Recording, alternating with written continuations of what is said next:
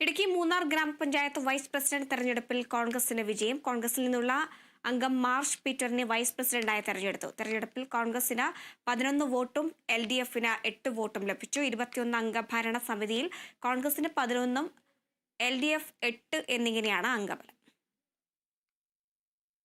കഴിഞ്ഞ 25-നാണ് LDFിൽ നിന്നും കൂറുമാറി കോൺഗ്രസിലെത്തി മൂന്നാർ പഞ്ചായത്ത് വൈസ് പ്രസിഡന്റായ വി ബാലചന്ദ്രനെ തിരഞ്ഞെടുപ്പ് കമ്മീഷൻ കൂറുമാറ്റ നിരോധന നിയമപ്രകാരം അയോഗ്യനാക്കിയത്. ഇതേ തുടർന്നാണ് ഇന്ന് പഞ്ചായത്തിൽ വീണ്ടും വൈസ് പ്രസിഡന്റ് തെരഞ്ഞെടുപ്പ് നടന്നത്. രാവിലെ 11-ന് പഞ്ചായത്ത് ഹാളിൽ നടന്ന വൈസ് പ്രസിഡന്റ് തെരഞ്ഞെടുപ്പിൽ taluk statistical officer Jaishankar B വരണാധികാരിയായി.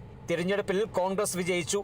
തിരഞ്ഞെടുപ്പിൽ കോൺഗ്രസ് അംഗം മാർഷ് പീറ്ററിന് 11 വോട്ടും LDF അംഗം T ഗണേശന് 8 വോട്ടും ലഭിച്ചു. കോൺഗ്രസിൽ നിന്നുള്ള അംഗം മാർഷ് പീറ്റർ വൈസ് പ്രസിഡന്റായി ചുമതലയേറ്റു. മൂന്നാർ ഗ്രാമപഞ്ചായത്തിൽ തുணைத்தலைவராக தேர்ந்தெடுக்கப்பட்ட மார்ஷ் பீட்டர் என்று நான் சட்டப்படி அமல்படுத்துவேன்.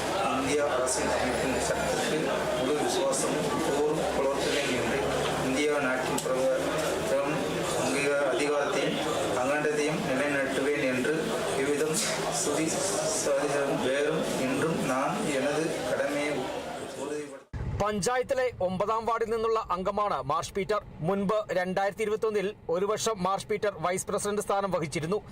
നിലവിൽ കോൺഗ്രസ് ആണ് മൂന്നാർ പഞ്ചായത്ത് ഭരിക്കുന്നത്.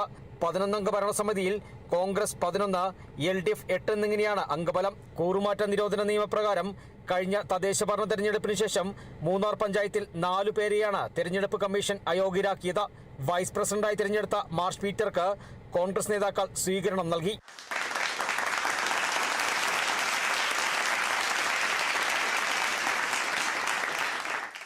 Kerala vision news, Idukki.